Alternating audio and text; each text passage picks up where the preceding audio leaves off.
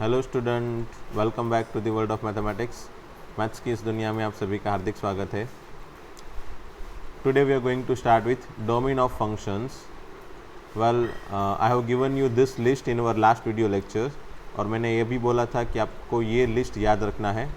मतलब ये सभी फंक्शंस के डोमेन, पर्टिकुलरली फंक्शंस के डोमेन आपको याद रखने हैं। एंड अगर ये सभी डोमेन आपको याद है देन डेफिनेटली आपको क्वेश्चंस में ज़्यादा हेल्प मिलेगी। क्वेश्चन को कैसे सॉल्व करना है उसमें ये बेसिक डोमेन से ही आपको आगे बढ़ना होगा। ठीक है, तो सबसे पहले तो मैं बता रहा हूँ, चलो वापस again, first second and third ये डायरेक्टली फंक्शंस के डोमेन दिए हैं। ठीक है, ये first second and third directly functions के डोमेन दिए हैं। इतने तरह के मोस्टली फंक्शन होते हैं। आप मेरे ख्याल से आपको जब टाइप्स ऑफ फंक्शन पढ़ाया था मैंने, जैसे पॉलिनोमियल फंक्शन होता है, ट्रिग्नोमेट्रिक फंक्शन होता है। वैसे ट्रिग्नोमेट्रिक फंक्शन हमने ऑफिशियली फंक्शन चैप्टर में तो नहीं पढ़ा, ये चैप्टर में नहीं पढ़ा, बट वो नेक्स्ट चैप्टर में पढ़ेंगे हम। बट ट्रिग्नोमेट्रिक फंक्शन भी है एक, उसके लिए भी डोमेन हो सकता है। फिर एक्सपोनेंशियल फंक्शन भी हमने अभी नहीं पढ़ा है, बट वो भी एक फंक्शन है। एंड उसके बारे में भी हम नेक्स्ट ईयर में पढ़ेंगे, मतलब 12th में पढ़ेंगे। बट अभी फ़िलहाल हमको ये सभी चीज़ें साथ में रख के ही चलना होगा, क्योंकि डोमेन जब टॉपिक ख़त्म करेंगे तो ये सभी फंक्शन कवर कर लेंगे वहाँ पे। ठीक है, फिर वो ये पर्टिकुलर फंक्शन के लिए अलग से डोमेन वाले कंसेप्ट वापस वो टाइम पे नहीं पढ़ेंगे, मतलब 12th में और या फिर ट्रिग्नोमेट्रिक चैप्टर में, है ना।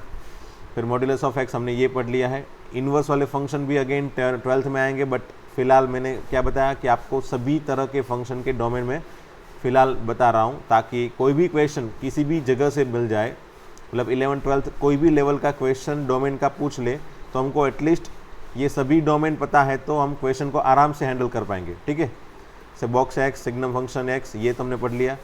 Curly bracket that is fractional part of x, ये नहीं पढ़ा है, बट इसके बारे में हम देख लेंगे जब क्वेश्चन आएगा तब। ठीक है, फिर cube root, fifth root of x, seventh root of x, ये तो हमको पता है क्या होता है। फिर पॉलिनोमियल फंक्शन, ये भी हमने पढ़ लिया। कोई भी लीनियर फंक्शन या फिर कोई भी क्वाड्रेटिक फंक्शंस या फिर cubical functions, biquadratic functions, every polynomial function, मतलब every n power n degree polynomial equations can be considered to be a polynomial functions. ठीक है, फिर ये ट्रिग्नोमेट्रिक में बाकी tan sec cos cot cosec inverse वाले भी ये सभी के फंक्शन हमको अलग से याद रख लेने हैं। फिलहाल ऐसा करो कि आप कोशिश करो जितनी हो सके उतनी याद रखने की। डेफिनेटली ये सब अलग से पढ़ेंगे जब, तब आपको परफेक्टली पता चल ही जाएगा कैसे बना है, एंड बेस्ड ऑन दैट आपको याद भी रह जाएगा वहाँ पे। जैसे ट्रिग्नोमेट्री चैप्टर पढ़ेंगे तब ये सभी फंक्शन के डोमेन आपको ऑटोमेटिकली याद रह जाएंगे, क्योंकि वहाँ पे हम स्पेसिफिकली ये कैसे बनेगा इसका डोमेन वो पढ़ेंगे तब, है ना। इसका डोमेन स्पेसिफिकली कैसे बनेगा वो वहाँ पे पढ़ेंगे, इसीलिए तो ये सभी जो रिक्वायरमेंट है अभी फ़िलहाल याद रख लो। ठीक है, फिर ये तीन, फर्स्ट सेकंड एंड थर्ड, ये तीनों तरह के फंक्शंस मेनली यूज़ होते हैं डोमेन फाइंड करने में। ठीक है, फिर ये फोर्थ, फिफ्थ एंड सिक्स तो मतलब सिंपली लॉग है अगेन, उसके अंदर भी ये ए बी दिया है, तो अगेन यहाँ पे भी कोई एक्सप्रेशन हो सकता है, मतलब ए बी मतलब कोई भी एक्सप्रेशन। ठीक है, तो ये 1/, कोई expression, under root of expression, या फिर लॉग के अंदर एक्सप्रेशन। ये मैंने क्यों दिया पता है, ये जो ऊपर फर्स्ट सेकंड एंड थर्ड जो पढ़े हमने वो सभी एक्सप्रेशन समझ लो। ये फर्स्ट सेकंड एंड थर्ड अलग अलग तरह के फंक्शन के जो भी एक्सप्रेशन है वो यहाँ पे यूज़ हो जाएंगे इसके अंदर। जैसे 1/, कॉट एक्स ले लो, 1/, साइन इनवर्स एक्स ले लो, 1/, ई रेस टू एक्स ले लो, 1/, कोई पॉलिनोमियल इक्वेशन ले लो, है ना, 1/, कोई पॉलिनोमियल इक्वेशन ले लो। तो उसमें हम कैसे डोमेन फाइंड करेंगे वो तरीका यहाँ से पढ़ेंगे।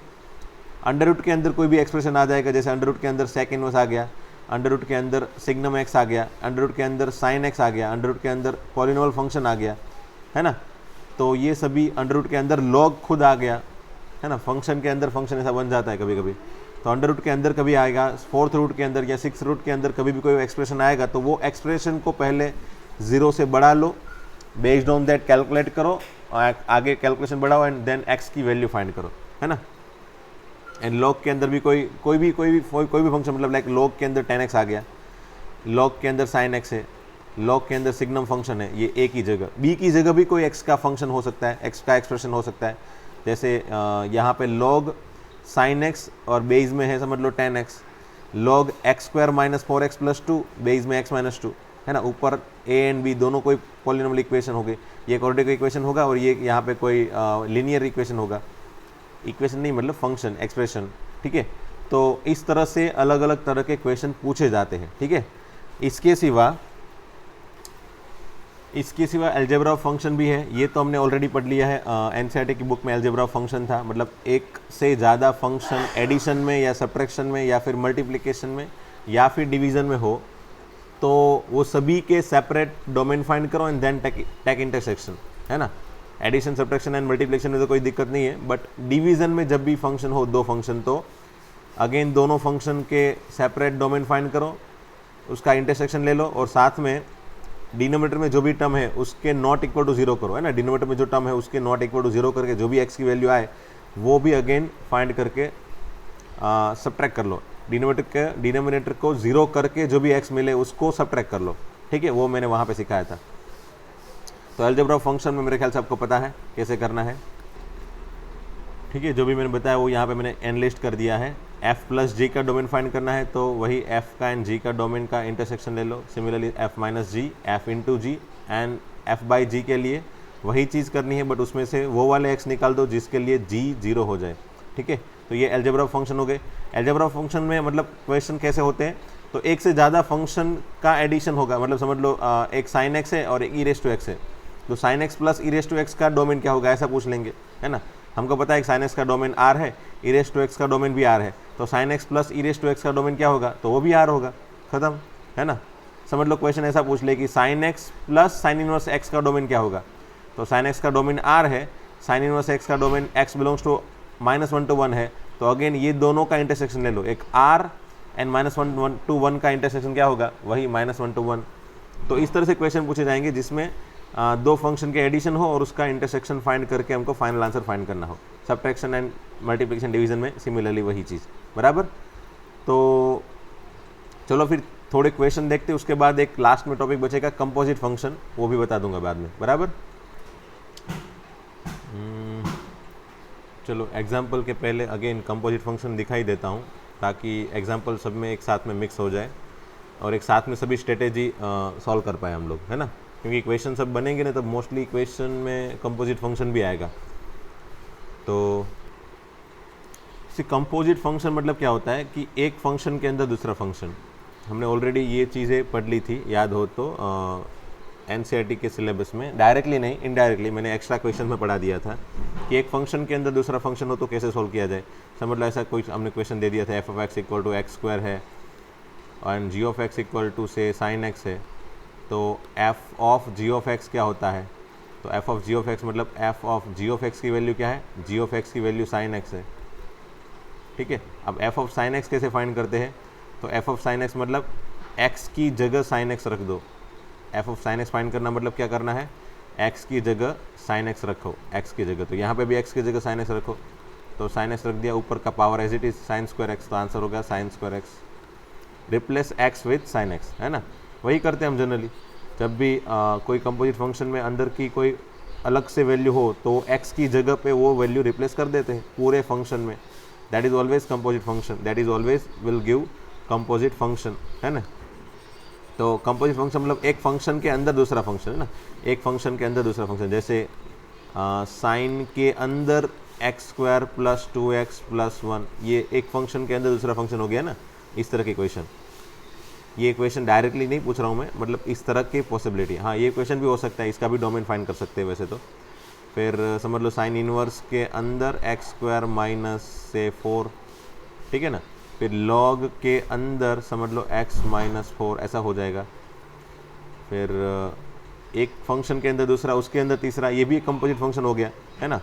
समझ लो कोई ऐसा ले लेते हैं E raise to sine X square plus 2x minus 3, ऐसा, है ना। तो ये एक function E raise to X वाला फंक्शन, उसके अंदर साइन वाला फंक्शन, उसके अंदर ये पॉलिनोमियल फंक्शन, तो एक फंक्शन के अंदर दूसरा, उसके अंदर तीसरा फंक्शन, ठीक है।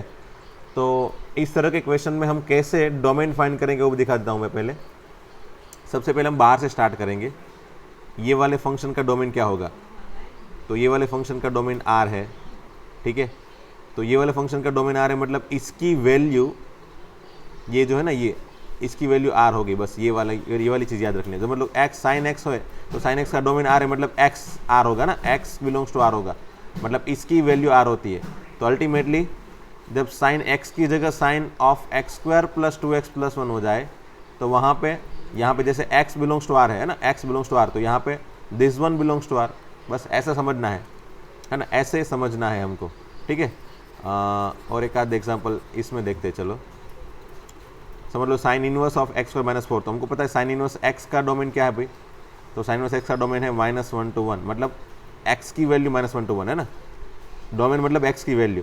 तो सिमिलरली यहाँ पे sign inverse of x square -4 हो तो एक्स स्क्वायर -4 की वैल्यू -1 to 1, बस ये वाली इक्वेशन एक बार मिल जाए कि इसकी वैल्यू -1 से लेके 1 है, तो फिर इसको सॉल्व करो एंड फाइनली एक्स फाइंड करो, वही आपका फाइनल डोमेन होगा, ठीक है। तो ये मैंने आपकी थोड़ी हेल्प कर ली कि डोमेन कैसे फाइंड किया जाता है। बाहर से अंदर की तरफ जाओ, पहले बाहर वाले का देखो, उसको अंदर वाले के लिए वैल्यू के फॉर्म में क्रिएट कर लो एंड देन अंदर वाले की वैल्यू से एक्स की वैल्यू फाइनली फाइंड करो, वही आपका आंसर हो जाएगा। सिमिलरली लॉग में भी यही चीज़, लॉग का डोमेन क्या होता है, तो लॉग एक्स में एक्स हमेशा ही पॉजिटिव होना चाहिए, तो अल्टीमेटली x -4 भी हमेशा ही पॉजिटिव होना चाहिए, बस पॉजिटिव है ना, पॉजिटिव। तो based on that x greater than 4 वही आपका डोमेन हो गया। तो by that way we can easily find the domain of composite function, ठीक है। वैसे पहले हम प्रैक्टिस सिंपल वाले क्वेश्चन की ही करेंगे ताकि आपको पता चले कि ये फटाफट से मैं कैसे डोमेन फाइंड कर रहा हूँ, उसके बेस से फिर ये कंपोजिट फंक्शन भी आपको ईजी लगने लगेगा, है ना। तो मैं आपको ये दिखा रहा हूँ कि भाई कंपोजिट फंक्शन में भी कैसे डोमेन फाइंड किया जाता है, ठीक है। तो हम पहले स्टार्ट करते हैं अलग अलग तरह के क्वेश्चन, उसके बाद मैं दिखाता हूँ ये वाले फंक्शन में भी कैसे क्वेश्चन के डोमेन फाइंड किए जाते हैं, ठीक है। चलो तो मैं कुछ एग्जांपल लेता हूँ पहले सिंपल वाले। सी मेनली जो क्वेश्चन में एक्स्ट्रा एक्सप्रेशन यूज़ होते हैं वो यही होते हैं 1/e√t एंड लॉग के अंदर कुछ एक्सप्रेशन, ठीक है। बाकी तो समझ लो मैंने एक फंक्शन ले लिया साइन, उसके अंदर कोई फंक्शन दूसरा फंक्शन ले लिया से x² + 2x, है ना। तो ये एक फंक्शन के अंदर, साइन फंक्शन के अंदर एक एक्सप्रेशन हो गया, है ना, साइन फंक्शन के अंदर एक एक्सप्रेशन हो गया, ठीक है। तो एक फंक्शन के अंदर दूसरा फंक्शन, तो अल्टीमेटली वो फंक्शन के अंदर एक एक्सप्रेशन हो गया। जैसे समझ लो cos of sine of 2x + 1, तो ये कॉस के अंदर ये एक एक्सप्रेशन हो गया, उसके अंदर ये दूसरा एक्सप्रेशन हो गया। कंपोजिट फंक्शन में ऐसे होता है ना, तो ये फंक्शन के अंदर फंक्शन, उसके अंदर फंक्शन, ये वाली चीज़, एंड ये तीनों जो चीज़ है वो क्या होती है, ये तीनों जो चीज़ें हैं वो सिंपली स्पेसिफिक कंडीशन वाली कि भाई एक डिनोमिनेटर के अंदर एक्सप्रेशन है, अंडर रूट के अंदर एक्सप्रेशन है, या फिर लॉग के अंदर एक्सप्रेशन है। तो जब भी आप कोई भी एक्सप्रेशन दिखाई दे इसके अंदर वाली 1/समथिंग, अंडर रूट के अंदर समथिंग या फिर लॉग समथिंग, आपको जो भी एक्सप्रेशन दिखाई दे वो एक्सप्रेशन पहले तो डिफाइन होना चाहिए, है ना, वो एक्सप्रेशन पहले तो डिफाइन होना चाहिए। वो कहाँ पे डिफाइन है वो वाली एक्स पहले फाइंड, वो वाली एक्स की वैल्यू पहले फाइंड कर लो। एक्सप्रेशन कहाँ पे डिफाइन है वो वाली एक्स की वैल्यू पहले फाइंड कर लो, एंड फिर कंडीशन, यहाँ पे कंडीशन क्या है, e should not be equal to 0 and e is defined. बस ये दोनों कंडीशन को साथ में रखते हुए हमको डोमेन फाइंड करना है, पहले याद रख लो, चलो इसको साथ में। फिर यहाँ पे e ग्रेटर देन और equal to 0 and e is defined, है ना। मोस्टली स्टूडेंट की आदत ये नहीं होती, ये वाली, जनरली स्टूडेंट यही सोचते हैं कि भाई e नॉट इक्वल टू 0, ये वाली चीज़ सोचते ही नहीं कभी कभी। e शुड बी डिफाइंड, ये इसका भी यूज़ होगा, मैं क्वेश्चन दिखाऊंगा ना तब आपको पता चलेगा, इसका भी यूज़ होगा। तो e शुड बी डिफाइंड, ये वाली आदत डाल ही दो, अभी से ही डाल दो, है ना। फिर यहाँ पे भी again a should be greater than equal to 0, greater than 0, b should greater than 0 and a not equal to b, b not equal to 1, ये मेरे ख्याल से मैंने कल वाले लेक्चर में दिखा दिया था, एंड साथ में a and b should be defined, है ना। तो जब भी आपके पास कंडीशन हो तो ये कंडीशन तो आपको याद रखनी ही है, साथ में जो भी एक्सप्रेशन हो यहाँ पे एक्स्ट्रा वो हमेशा ही डिफाइन होना चाहिए, वो वाले x फाइंड कर लो, है ना। एंड देन टेक इंटरसेक्शन, इसका x जो मिल रहा है वो और इसका x जो मिल रहा है वो दोनों का इंटरसेक्शन लो, वही हमारा फाइनल डोमेन होता है, ठीक है। तो चलो अब क्वेश्चन देखते हैं एक आध। चलो ये 3 क्वेश्चन लेते हैं। 1/x² - 9, 1/log x - 4, 1/mox x - 3, अलग अलग तरह के फंक्शन ले लिए मैंने एंड सभी को डिनोमिनेटर में लिए हैं। मतलब हम इसकी प्रैक्टिस कर रहे हैं 1/e, है ना। और e क्या है, अलग अलग एक्सप्रेशन है। मैंने यहाँ पे पहले पॉलिनोमियल एक्सप्रेशन लिया, फिर लॉग वाला एक्सप्रेशन लिया, और यहाँ पे भी एक बॉक्स फंक्शन वाला एक्सप्रेशन ले लिया, ठीक है। तो चलो इसको कैसे फाइंड किया जाए। मैंने क्या बताया था, e डिफाइन होना चाहिए and e not equal to 0, ठीक है। वही चीज़ मैंने स्टार्टिंग में बता दी थी, 1/e होता तब e not equal to 0, but यहाँ पे साथ में मैंने ये कंडीशन दिखाई नहीं है, e should be defined, e should be defined, यहाँ पे भी e शुड बी डिफाइंड, और यहाँ पे भी a and b should be defined. वो मैंने एक्स्ट्रा बताया नहीं है, बट आप अलग से उसको भी याद रख लेना साथ में ही, ठीक है। This e should be defined. तो पहले तो मैं e नॉट इक्वल, सॉरी ये वाला e नॉट इक्वल टू 0 ले लेता हूँ, चलो। तो x square minus 9 not equal to 0, तो x square not equal to 9 ultimately. या फिर ऐसा करो कि इक्वल टू 0 ले लो एंड फिर लास्ट में नॉट इक्वल टू 0 लिख लेना, है ना, एक्स स्क्वायर इक्वल टू 9, ताकि इक्वल टू की क्या प्रैक्टिस है, इक्वल टू वाली प्रैक्टिस हम लोग को कंप्लीटली होती है। इसलिए x square minus 9 equal to 0, so x square equal to 9, and x square equal to 9 है तो एक्स इक्वल टू प्लस और माइनस 3, तो बस। तो अल्टीमेटली ये नॉट इक्वल टू लिख लो बाद में। तो क्या हो गया, x not equal to plus और माइनस 3, तो एक्स की वैल्यू प्लस और माइनस 3 नहीं होगी, तो ये उसके सिवा बाकी सब कुछ हो सकता है, बस प्लस और माइनस 3 नहीं हो सकता। एंड मैंने क्या बोला, ये एक्सप्रेशन हमेशा ही डिफाइन होना चाहिए। तो x square minus 9 is defined for what, है ना। अभी ये पर्टिकुलर एक्सप्रेशन मतलब है क्या, polynomial function, and polynomial function is defined for what, उसका डोमेन, खुद का डोमेन क्या होता है। तो polynomial function is defined for x belongs to R, वो हमेशा ही हर एक आर की वैल्यू के लिए डिफाइन है। इसका खुद का डोमेन क्या है, आर, है ना। इसको डिफाइन करने के लिए कौन सी एक्स की वैल्यू परमिटेबल है, तो आर की कोई भी वैल्यू, है ना।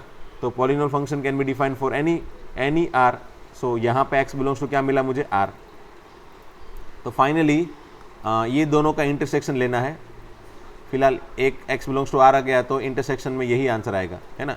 If we take intersection of this both, definitely will get answer x belongs to R minus 3 and 3, ठीक है। ये हमारा आंसर हो गया,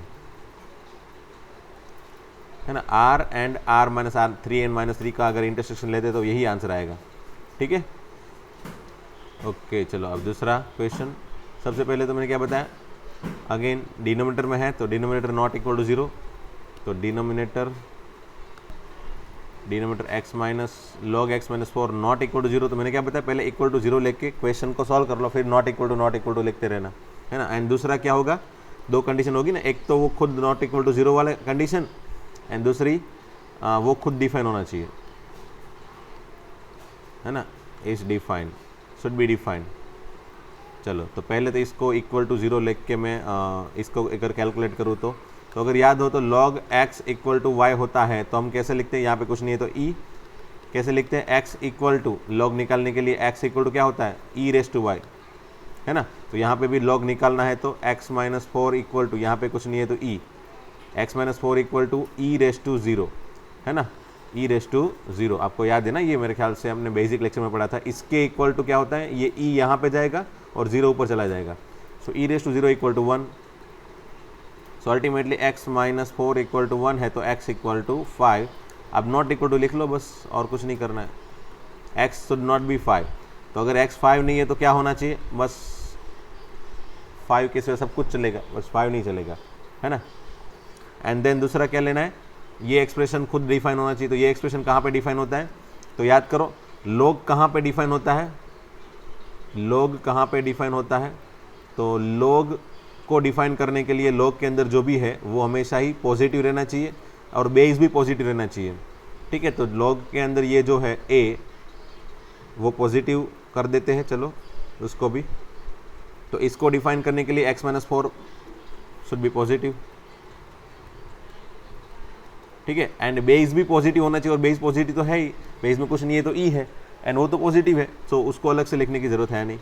तो x minus 4 should be positive, तो x इज ग्रेटर देन 4, है ना, x इज ग्रेटर देन 4। तो फाइनली ये दोनों का मुझे ये दोनों का इंटरसेक्शन लेना है। तो अगर इंटरसेक्शन लेना है तो मैं नंबर लाइन बना देता हूँ इसमें स्पेशली। अब एक बोल रहा है 4 से बड़ा, 4 भी नहीं लेना है ना। और दूसरा क्या बोल रहा है भाई, दूसरा बोल रहा है 5 के सिवा सब कुछ, है ना। तो अब दोनों का इंटरसेक्शन लेने पे क्या आएगा आंसर भाई, तो तो ये सभी इंटरसेक्शन एलिमेंट होंगे, है ना। तो दोनों के इंटरसेक्शन लेने पे आंसर मिलेगा मुझे x बिलोंग्स टू 4 नहीं लेना है, 4 से 5 के बीच में सभी नंबर, एंड नहीं, यूनियन, है ना, यूनियन 5 से इन्फाइनाइट तक सब कुछ, है ना। 4 से लेके 5 के वाले बीच में सभी नंबर है वो सभी इंटरसेक्शन में आ जाएंगी। 4 नहीं आएगा क्योंकि ए ऊपर वाले में 4 नहीं है और नीचे वाले में 5 नहीं है, सो 5 भी नहीं आएगा। 4 से 5 के बीच में सभी नंबर, यूनियन 5 से लेके इन्फाइनाइट तक के सभी नंबर आएंगे, आगे इन्फाइनाइट तक चलता जाएगा, ठीक है। तो ये हो गया इसका डोमेन, 1/log x - 4 का डोमेन ये हो गया 4 से 5 यूनियन 5 से इन्फाइनाइट, ठीक है। इस तरह के इक्वेशन की आप थोड़ी बहुत प्रैक्टिस कर लोगे ना, डेफिनेटली आपको आपके दिमाग के अंदर जो डर है वो निकल जाएगा पहले तो, और क्वेश्चन में कैसे कैलकुलेशन करना है वो भी आपको परफेक्टली पता चल जाएगा, है ना। प्रैक्टिस होती रहती है, अगर प्रैक्टिस होती रहती है तो ये सब कुछ हो जाएगा, otherwise definitely you will find fear in your mind that how to calculate this kind of question, है ना। चलो नेक्स्ट क्वेश्चन, 1/box x - 3। तो सबसे पहले क्या बताया मैंने, ये box x - 3 जो डिनोमीटर में है उसको नॉट इक्वल टू 0 बनाना है। नॉट इक्वल टू 0 बनाने के लिए मैंने क्या बताया था, पहले इज इक्वल टू 0 लेके आगे बढ़ते जाओ, फिर लास्ट में नॉट इक्वल टू लिख लेना, है ना। एंड दूसरा, ये box x - 3 should be defined, है ना। तो ये डिफाइन करने के लिए, चलो इसको पहले डिफाइन ही कर लेते हैं। ये डिफाइन कहाँ पे होगा, तो box x कहाँ पे डिफाइन होता है, box x तो box x का डोमेन r है, तो box x तो r के लिए डिफाइन है। और ये 3, तो 3 भी एक सिंपल कॉन्स्टेंट नंबर है। कॉन्स्टेंट नंबर को हम पॉलिनोमियल फंक्शन के अंदर गिन सकते हैं क्या, तो हाँ, मैंने आपको याद हो तो पॉलिनोमियल फंक्शन के अंदर कॉन्स्टेंट फंक्शन को डाल दिया था मैंने, तो कॉन्स्टेंट फंक्शन पॉलिनोमियल फंक्शन के अंदर आ गया, मतलब ये तो दो फंक्शन का एडिशन सब्ट्रैक्शन है, एक फंक्शन बॉक्स है, दूसरा पॉलिनोमियल फंक्शन है। तो दोनों के फंक्शंस को सोचा जाए तो इसका डोमेन आर है, इसका भी डोमेन आर है, मतलब दोनों का डोमेन, दोनों के इंटरसेक्शन का भी डोमेन क्या होगा, आर, है ना। ये आर के लिए डिफाइन है और ये भी आर के लिए डिफाइन है, तो ये दोनों का इंटरसेक्शन लेने पे ये कंप्लीट सेटअप आर के लिए डिफाइन होगा। तो इसमें इसके जैसे अलग से, जैसे इसको डिफाइन करने में एक्स की अलग से कंडीशन बनी, बट यहाँ पे एक्स की अलग से कंडीशन नहीं बन रही है, यहाँ पे एक्स बिलोंग्स टू आर बन जाएगा। सो इसके बेस से कोई टेंशन नहीं है, बस यहाँ पे जो आंसर आएगा ना वही हमारा फाइनल आंसर हो जाएगा, क्योंकि इसका आंसर एंड इसका आंसर दोनों का हमको फाइनली एंड मतलब इंटरसेक्शन लेना होता है। बट ये दोनों में कोई एक आध भी आर आ जाए तो डेफिनेटली इंटरसेक्शन तो वही होएगा जो दूसरा है वो आर के सिवा, है ना। जैसे पहले क्वेश्चन में भी ये वाला आर था, तो इंटरसेक्शन लेने पे ये वाला ही हमारा आंसर हो गया। इंटरसेक्शन मतलब कॉमन एलिमेंट, तो कॉमन एलिमेंट कौन से आएंगे, तो ये तो सभी एलिमेंट इसके अंदर है और इसमें कुछ थोड़े बहुत एलिमेंट है, तो ये दोनों में कॉमन क्या होगा, दोनों में जो कॉमन एलिमेंट होगा वो थोड़े बहुत एलिमेंट है वही कॉमन होगा ना, बस वही चीज़ है। तो यहाँ पे box x - 3 इक्वल टू 0, तो ये box x इक्वल टू 3। अब याद करो box x की वैल्यू 3 कब आ सकती है भाई, तो box x की वैल्यू 3 आने के लिए x की कौन कौन सी वैल्यू पॉसिबल हो सकती है, तो ये 3 है, ये 4 है, बराबर। तो x की मेरे ख्याल से समझ लो यहाँ पे 3.7 होता है, तो उसके लिए भी आंसर बॉक्स का क्या होगा, 3, है ना। x की जगह मैं अगर 3.9 ले लूँ तो उसका आंसर क्या आएगा, 3। x की जगह मैं 3.5 ले लूँ तो उसका भी आंसर क्या आएगा, 3। x की जगह 3.12 ले लूँ तो उसका भी आंसर क्या आएगा, 3। तो x की कौन कौन सी वैल्यू के लिए आंसर 3 आएगा, तो x की 3 वैल्यू के लिए, हाँ 3 वैल्यू के आंसर, 3 वैल्यू ले लूँगा तो भी आंसर 3 आएगा।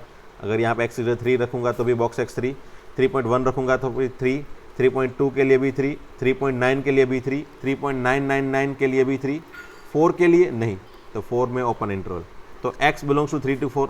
अब मैंने क्या बताया था, हमको लेना क्या है, नॉट इक्वल टू, तो नॉट इक्वल टू ले लो, तो नॉट इक्वल टू लेने पे यहाँ पे नॉट बिलोंग्स टू हो गया, तो x should not be belongs to 3 to 4, मतलब x 3 to 4 में नहीं होना चाहिए, मतलब x कहाँ पे होना चाहिए, तो r - 3 to 4, है ना। या फिर इसका आंसर ऐसे भी लिख सकते हो, x बिलोंग्स टू -∞ से लेके 3, ठीक है, -∞ से लेके 3 लेना है क्या, 3 नहीं लेना है, क्योंकि 3 को हमको निकालना है ना, 3 तो r में से निकाल देना है। यूनियन 4 से लेके इन्फाइनाइट, 4 लेना है क्या, हाँ 4 लेना है, 4 ले सकते हैं, है ना, यहाँ पे 4 ले सकते हैं। अगर 4 लेंगे तो ये वैसे भी नॉट इक्वल टू 3 आएगा, बराबर। 3 लेने पे ये नॉट इक्वल टू 3 नहीं बन रहा है, मतलब 3 नहीं लेना है। तो ये वाला आंसर इस तरह से भी लिख सकते हैं, है ना। जब भी यहाँ पे माइनस करके जो भी इंटरवल हो ना, यहाँ पे ब्रैकेट समझ लो क्लोज है, तो आर माइनस की लैंग्वेज से ये वाली लैंग्वेज में जब भी लिखेंगे ना तो यहाँ पे क्लोज है तो यहाँ पे ओपन हो जाता है, और यहाँ पे ओपन है तो यहाँ पे क्लोज हो जाता है। मतलब समझ लो मैं अगर चाहूँ कि आर -3 से लेके 5 इसको लिखना चाहूँ तो माइनस इनफाइनाइट से लेके -3, 5 से लेके इनफाइनाइट बराबर। अब ब्रैकेट कौन सा आएगा यहाँ पे, तो -3 के लिए यहाँ पे ओपन है तो यहाँ पे क्लोज कर देना है, और 5 के लिए यहाँ पे क्लोज है तो यहाँ पे ओपन कर देना है। तुरंत फटाफट से याद करने के लिए बता रहा हूँ मैं, बराबर। तो ये आप बस अलग से याद रख लेना ताकि ये दोनों चीज़ को आप फटाफट से कन्वर्ट कर सकोगे, ठीक है। तो यही हमारा आंसर है। चलो ठीक है, आगे बढ़ते हैं। 1/2 बॉक्स x + 1। तो चलो सबसे पहले क्या बताया मैंने, 1 समथिंग है तो पहले तो उसको नॉट इक्वल टू 0 ले लो, एंड वो कहाँ पे डिफाइन है तो वो देखो, है ना। Is define for what x। तो डेफिनेटली ये बॉक्स फंक्शन है, हमेशा ही डिफाइन होता है, 1 भी हमेशा ही डिफाइन होता है, तो ये दोनों का एडिशन भी हमेशा ही डिफाइन होगा, तो x बिलोंग्स टू r, ठीक है। पहला वाला बॉक्स x फंक्शन हमेशा ही डिफाइन, 1 भी हमेशा ही डिफाइन, तो उसका इंटरसेक्शन ये r के लिए डिफाइन है, ये भी r के लिए डिफाइन है, तो उसका इंटरसेक्शन भी r ही आएगा। So this one is define for all x belongs to r। तो आगे देखते हैं। चलो मैंने क्या बताया, इक्वल टू 0 लिख के चालू करो ताकि दिक्कत ना हो। Box x equal to -1/2। अब बॉक्स x की वैल्यू कभी -1/2 हो सकती है क्या, तो नहीं हो सकती। क्यों, क्योंकि बॉक्स x तो हमेशा ही इंटीजर आंसर देता है ना। बॉक्स x का आंसर हमेशा ही -1, -2, -3 या फिर 0, 1, 2, 3, 4 इस तरह से हो सकता है। तो बॉक्स x तो कभी इंटीजर ये नॉन इंटीजर आंसर तो देगा ही नहीं, है ना। तो बॉक्स x इक्वल टू -1/2, तो x क्या होता है, x बिलोंग्स टू क्या होगा, x ऐसे कोई पॉसिबल ही नहीं है जिसके लिए बॉक्स x -1/2 हो जाए। बट यहाँ पे मुझे नॉट इक्वल टू लेना है ना, तो अगर ये नॉट इक्वल टू है तो बॉक्स x भी नॉट इक्वल टू -1/2, तो बॉक्स x -1/2 कभी नहीं होगा, बराबर। उसके लिए x कौन सा होता है, r, है ना। x कौन सा होगा, r। या फिर ऐसा समझ लो कि चलो इसी लैंग्वेज से समझो कि बॉक्स x की वैल्यू -1/2 तो कभी नहीं होगी, तो x की कोई भी वैल्यू ले लूँ, x की कोई भी वैल्यू ले लूँ, r की कोई भी वैल्यू यहाँ पे रख लो, ये -1/2 तो कभी आएगा ही नहीं, है ना। So x belongs to r can be satisfied by this equation, है ना। अगर यहाँ पे x की जगह में 1 रखूँ, 2 रखूँ, -1 रखूँ, -4.5 रखूँ, तो भी उसका आंसर -1/2 तो आएगा ही नहीं। मतलब ये वाला हमेशा ही होल्ड करेगा, है ना। या फिर अगेन वही लैंग्वेज से अगर मुझे याद करना है तो पता करना है तो कैसे करूँगा मैं, इक्वल टू रखूँगा, इसको भी इक्वल टू रखूँगा, तो यहाँ पे x बिलोंग्स टू क्या आएगा, तो 5, x इक्वल टू 5 आएगा, है ना। x इक्वल टू क्या आएगा, 5। x की ऐसी कोई वैल्यू ही नहीं पॉसिबल होगी जिसके लिए ये बॉक्स -1/2 होता है ना। अब नॉट इक्वल टू लेने पे क्या होता है, नॉट इक्वल टू, तो x हमेशा ही 5 नहीं होगा, तो क्या होगा, x 5 नहीं हो रहा है तो मतलब क्या होता है, r होता है, बस खत्म। By that way also you can create your answer, ठीक है। एंड ये दोनों x बिलोंग्स टू r है, फाइनली उसका इंटरसेक्शन भी x बिलोंग्स टू r, यही हमारा आंसर होगा। एंड ये वाले क्वेश्चन अभी क्या कर सकते हैं, चलो इसका सॉल्यूशन फटाफट से दिखाता हूँ ताकि टाइम बचे हमारा। सी बॉक्स 2x + 1 इक्वल टू 0 लिख के हमने चालू किया, बॉक्स 2x इक्वल टू -1। तो बॉक्स 2x की वैल्यू -1 कब आएगी, भी बॉक्स की वैल्यू -1 कब आएगी, उसके अंदर कुछ भी हो पहले तो सोचोगे बॉक्स की वैल्यू -1 कब आएगी। बॉक्स की वैल्यू -1 आने के लिए बॉक्स के अंदर जो भी है, मतलब अगर x हो तो x या फिर 2x हो तो 2x, बॉक्स के अंदर जो भी हो वो क्या होना चाहिए, -1 से 0 के बीच में होना चाहिए ना, -0.5, -0.6, -0.7, ये सभी के लिए आंसर -1 होता है। एंड -1 खुद भी अगर यहाँ पे आ जाएगा 2x की जगह पे तो उसका आंसर भी -1 आ जाएगा। तो ये 2x जो अंदर है उसकी वैल्यू -1 से 0 के बीच में होगी, है ना। आपको याद हो तो -1 से 0 के बीच में जो भी है उसके लिए आंसर -1 होगा, है ना, इंक्लूडिंग -1 एक्सक्लूडिंग 0, ठीक है। एंड देन अब 2 डिवाइड कर लो सब में, तो x बिलोंग्स टू -1/2 से 0, बराबर। अब मुझे लेना क्या है, नॉट इक्वल टू, तो ये नॉट इक्वल टू कर लो, तो x तो नॉट भी बिलोंग्स टू -1/2 टू 0, मतलब x बिलोंग्स टू क्या होगा, r -1/2 टू 0, बराबर। या फिर उसको कैसे लिख सकते हैं, x belongs to -∞ to -1/2 open interval union 0 to infinite, ठीक है, क्योंकि यहाँ पे ओपन इंटरवल है भाई, ये देखना, ठीक है। चलो ये 6th क्वेश्चन, अंडर रूट के फॉर्म में है, under root x square minus 6x minus 7। तो याद करो अंडर रूट के अंदर कुछ एक्सप्रेशन आ जाए, अंडर रूट के अंदर एक्सप्रेशन आ जाए तो हमको, मैंने क्या हिंट दी थी, अंडर रूट के अंदर कुछ एक्सप्रेशन आ जाए तो वो एक्सप्रेशन हमेशा ही पॉजिटिव या फिर इक्वल टू जीरो, है ना, वो पता है ना, एक्सप्रेशन हमेशा ही पॉजिटिव या फिर जीरो हो सकता है, नेगेटिव नहीं हो सकता है, इसीलिए ये वाली condition. And E should be define, वो डिफाइन भी होना चाहिए जो भी एक्स की वैल्यू है उसके लिए, ठीक है। तो यहाँ पे x square minus 6x minus 7 is greater than equal to zero, ठीक है, ये पॉजिटिव भी होना चाहिए, जीरो या फिर जीरो से बड़ा, एंड ये डिफाइन भी होना चाहिए। अब ये पीछे वाला देख लो, ये पॉलिनोमियल फंक्शन है और वो हमेशा ही डिफाइन होता है, बस ऐसे ही होता है। ये पीछे वाली डिफाइन वाली कंडीशन है ना, उसमें तो मोस्टली सिंपल सा ही आंसर बन जाएगा, बट वो करना पड़ेगा।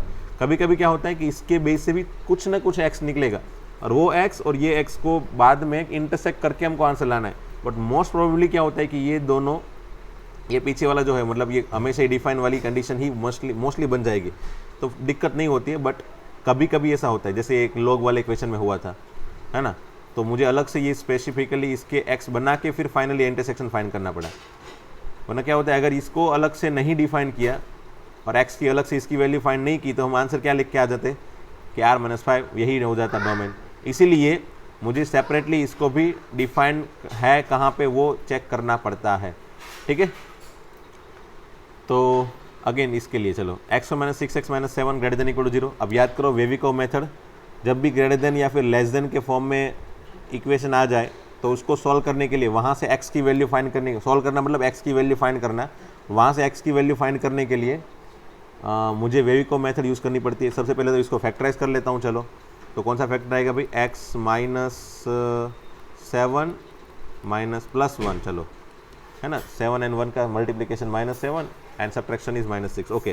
सो x minus 7 into x plus 1 is greater than equal to zero. फिर मैंने क्या बताया था, पहले नंबर लाइन बनाओ, फिर कौन से क्रिटिकल पॉइंट आएंगे, एक तो x इक्वल टू 7 और दूसरा -1, है ना, ये दोनों के इक्वल टू जीरो करो, ये बताया था मैंने। x minus 7 equal to zero करोगे तो x equal to 7, x plus 1 equal to zero करोगे तो x इक्वल टू -1। फिर मैंने क्या बताया था, जब भी आपके पास ये ब्रैकेट के ऊपर हमेशा ही 1 पावर रहता है, मोस्टली 1 पावर रहता है, तो जब भी 1 पावर है तो आंख बंद करके आप प्लस माइनस प्लस कर सकते हो, है ना, प्लस माइनस प्लस कर सकते हो। अब सोचो कि यहाँ पे पॉजिटिव लेना है, क्या लेना है, positive, greater than equal to zero. Equal to भी है मतलब ओपन क्लोज इंटरवल लेंगे हम, जहाँ पे डिनोमिनेटर जीरो नहीं है वहाँ पे, बराबर। जहाँ पे न्यूमरेटर, मतलब जहाँ पे न्यूमरेटर है वो वाले पॉइंट के लिए हम क्लोज इंटरवल लेंगे, और जहाँ पे डिनोमिनेटर जीरो है वहाँ पे ओपन लेंगे। वैसे यहाँ पे तो डिनोमिनेटर है ही नहीं, तो कोई दिक्कत नहीं है, तो सभी जगह हम क्लोज इंटरवल ले सकते हैं। तो प्लस वाले पॉइंट लेने हैं, प्लस वाले तो कौन कौन से हो गए प्लस वाले भाई, तो x बिलोंग्स टू -∞ से लेके -1 यूनियन 7 से लेके इनफाइनाइट, यही आंसर हो जाएगा, क्योंकि दूसरा answer x belongs to r है। After taking intersection you will get this answer only, so this one is your answer, ठीक है, for this question. Okay, question number 7 देखते हैं। f of x equal to under root of x minus 2 into 3 minus 6, find domain of f of x। वैसे question इसी तरीके से पूछे जाएंगे, ये तो मैंने आगे लैंग्वेज ऐसी लिखी नहीं है, बाकी हर एक बार क्वेश्चन ऐसे ही पूछे जाएंगे, इस फंक्शन का डोमेन फाइंड करो। तो अगेन मैंने क्या बताया, अंडर रूट है तो अंडर रूट के अंदर वाला जो भी है उसको पॉजिटिव बना लो, ठीक है, positive and equal to zero, and वो खुद हमेशा ही डिफाइन होना चाहिए, ठीक है, मतलब वो खुद डिफाइन है, वो वाली x की वैल्यू फाइंड करो। अब याद करो ये क्या है, तो ये तो दो लीनियर टर्म के मल्टीप्लिकेशन का टर्म है, दो लीनियर टर्म को मल्टीप्लाई करोगे तो definitely what you will gate, polynomial equation, one quadratic equation मिलेगा आपको। इसके मल्टीप्लिकेशन से आपको एक क्वाड्रेटिक इक्वेशन मिलेगा, और क्वाड्रेटिक इक्वेशन क्या है, एक पॉलिनोमियल फंक्शन है, तो वो तो हमेशा ही डिफाइन होता है, तो ये हमेशा ही डिफाइन होगा x बिलोंग्स टू r के लिए, तो इससे कोई दिक्कत नहीं है। यहाँ पे देखो x minus 2 into 3 minus X greater than equal to zero. अब wavy curve method, but before we apply wavy curve method we always need to see what, x के जो भी कोफिशिएंट है वो हमेशा ही पॉजिटिव रहने चाहिए, x के जो भी कोफिशिएंट है वो हमेशा ही पॉजिटिव रहने चाहिए। तो यहाँ पे x माइनस 2 इंटू ये 3 माइनस एक्स बना देते हैं, x माइनस 3, तो ये नेगेटिव आगे लिख लिया, greater than equal to zero. तो ये नेगेटिव जो है उसको निकालने के लिए अगेन वापस एक बार नेगेटिव से मल्टीप्लाई कर लो पूरे के पूरे इक्वेशन को, तो क्या हो जाएगा, x minus 2 into X minus 3, है ना, ये वाले पर्टिकुलर पार्ट को नेगेटिव से मल्टीप्लाई करने पे नेगेटिव निकल जाएगा, नेगेटिव नेगेटिव पॉजिटिव, फिर ग्रेटर देन का हो जाएगा less than equal to, and zero का तो अगेन जीरो ही रहता है, so finally will get this one.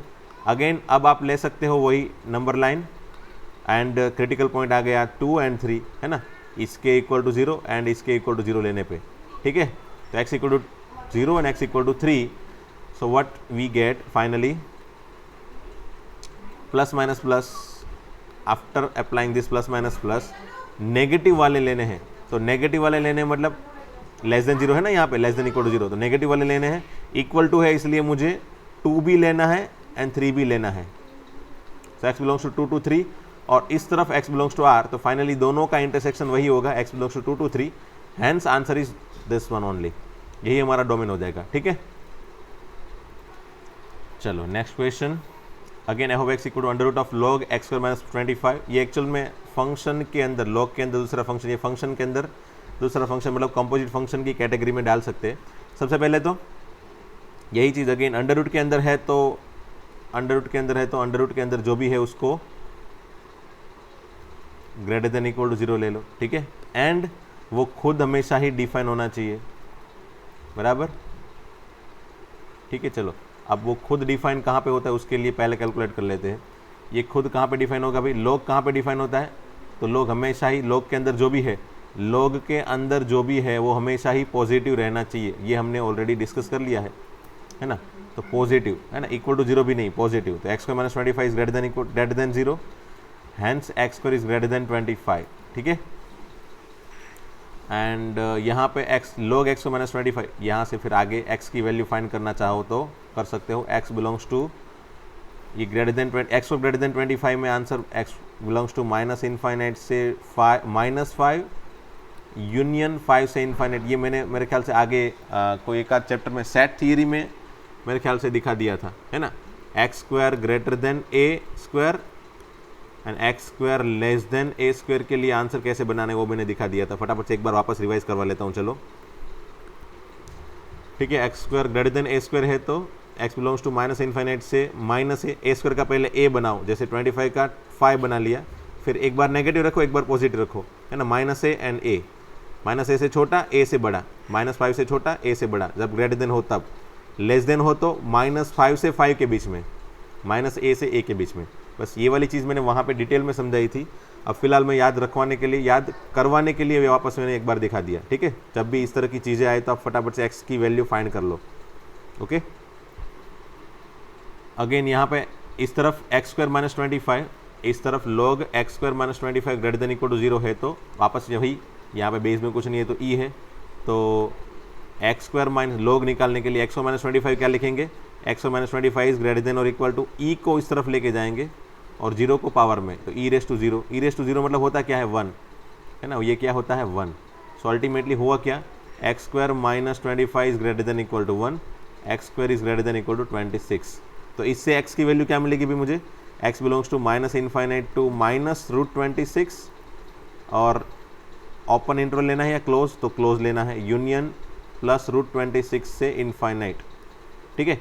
Now we need to take intersection. मैंने क्या बताया था, एंड लिख रहे हैं बीच में, तो दोनों का इंटरसेक्शन लेने पे देखो, ये माइनस इनफाइनाइट से -√26 और +√26 से इनफाइनाइट इस तरफ का नीचे वाली लाइन, एंड माइनस इनफाइनाइट से -5, वहाँ पे -5 नहीं लेना है, so open bracket, sorry open bracket या फिर होलो होल, खाली होल, फिर ये 5 से इनफाइनाइट, ठीक है। अब दोनों का इंटरसेक्शन क्या होगा भाई, दोनों में कॉमन एरिया कौन सा होगा, ये वाला कॉमन एरिया है दोनों में, और यहाँ पे भी ये वाला कॉमन एरिया है। तो फाइनली मेरा फाइनल आंसर क्या होगा, x belongs to minus infinite से लेके -√26 यूनियन +√26 से लेके इनफाइनाइट, ठीक है। अब कोई बंदा बोलेगा सर ये वाले क्वेश्चन में इसको अगर नहीं फाइंड किया होता तो भी चल जाता ना, ये तो हमारा इससे आंसर बन गया, तो ज़रूरी नहीं है अभी हर बार ऐसा हो जाए, है ना। इसलिए हमको ये वाली कंडीशन तो हमेशा ही चेक करके रखनी है ना। चलो आगे बढ़ते हैं। F of x equal to under root of X minus mod X, ठीक है। चलो अगेन वही चीज़, सबसे पहले X minus mod x greater than और equal to 0 and X minus mod X should be defined, है ना। अब वैसे अगेन देखने जाओ तो ये कहाँ पे डिफाइन होगा, तो ये हमेशा ही डिफाइन होगा, क्यों, क्योंकि x जो है वो पॉलिनोमियल फंक्शन है ना, x का 1 power linear equation, linear function, और ये मॉड्यूलस ऑफ x है, तो ये भी हमेशा ही डिफाइन है, आपको याद हो तो modulus of x and polynomial function दोनों का डोमिनार है। तो अगर दोनों का डोमिनार है तो मैंने क्या बताया था, इसका भी डोमिनार, इसका भी डोमिनार, तो दोनों का अगर सब्ट्रैक्शन मल्टीप्लिकेशन एडिशन है तो मैंने क्या बताया था, दोनों का इंटरसेक्शन ले लो, तो आर एंड आर का इंटरसेक्शन तो आर ही होगा। सो ये पर्टिकुलर चीज़ें सोच के आप तुरंत ही सोच लो कि ये हमेशा ही डिफाइन होगा, है ना।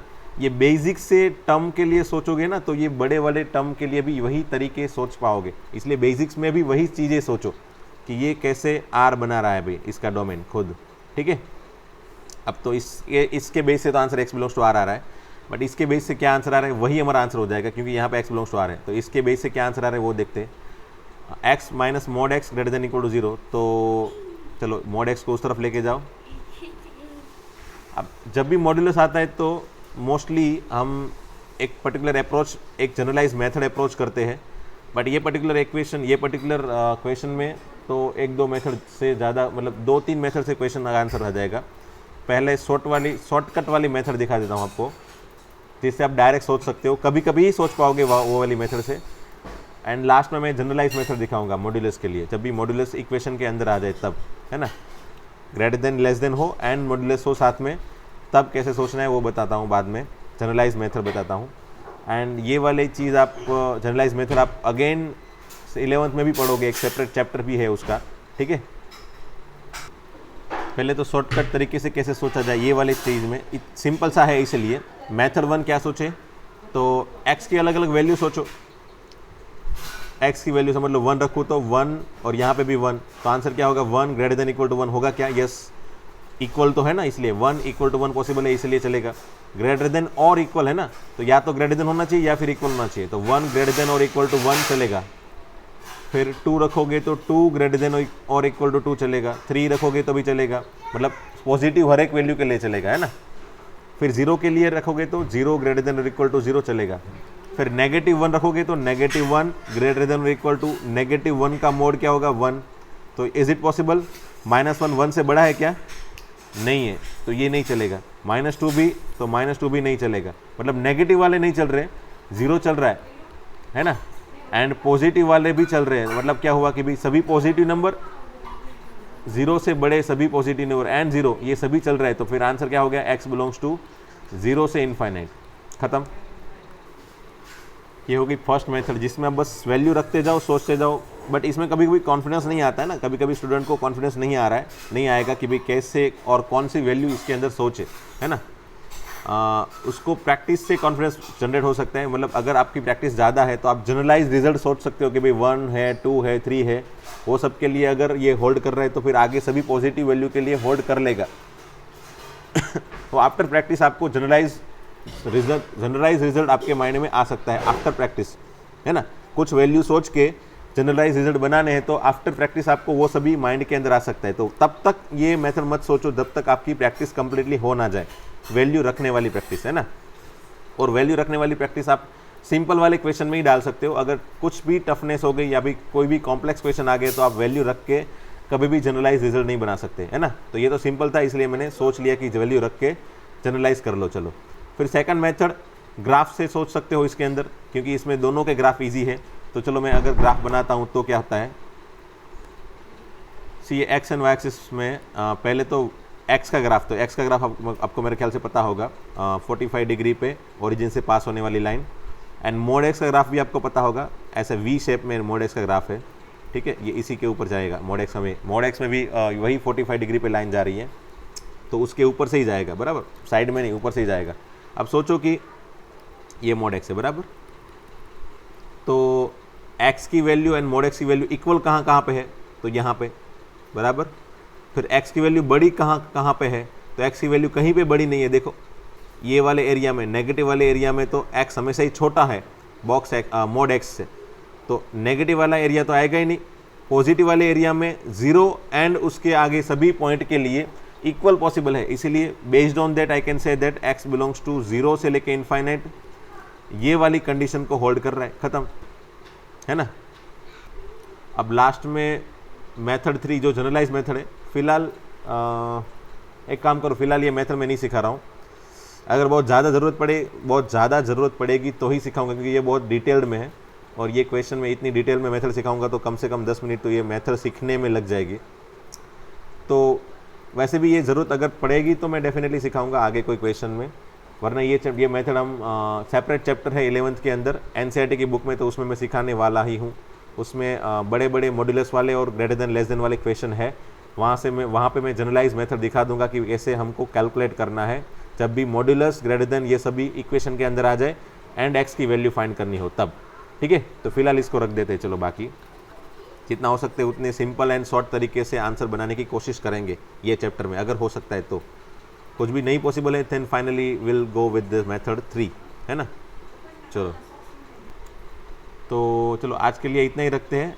और बहुत सारे प्रैक्टिस क्वेश्चन है, वैसे हमको बहुत सारे क्वेश्चन करने हैं और 2-3 लेक्चर में इतने बड़े बड़े लूँगा जिसमें बहुत सारे क्वेश्चन प्रैक्टिस करेंगे एंड जो छोटे मोटे रूल्स बाकी रह गए हैं वो सभी कवर कर लेंगे ताकि डोमेन में कभी भी दिक्कत ना हो, है ना।